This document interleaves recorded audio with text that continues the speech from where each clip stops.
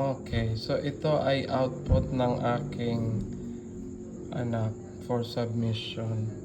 Di ko alam kung anong tawag nito. Ano ba tawag nito? Madam Lisa. Ito si Madam Liza. Pero what I mean, anong tawag sa output na ito?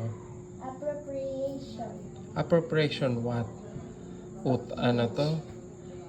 Appropriation of image? Appropriation image? I don't know. Or misappropriation?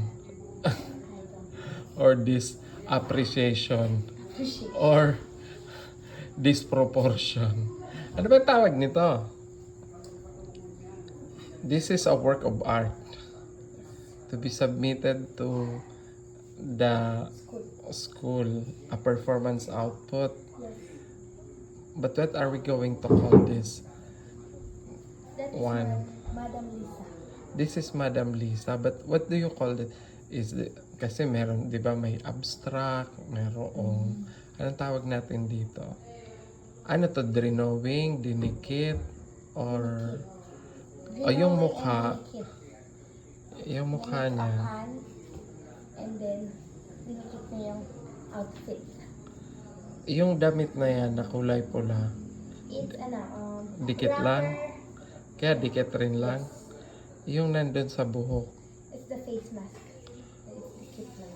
Face mask? Yes.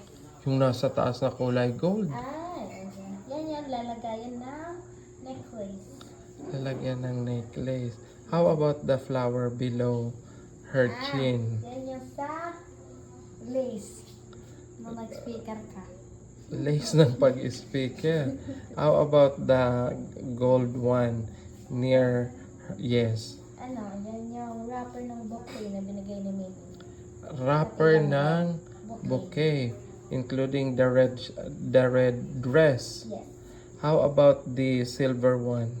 Yun yung sa lace. Lace Tama, na flower. Ito, tissue yan. tissue. How about the hair? Is that natural? No, it's artificial. It's artificial. Drawing or what? It's face mask. Face mask?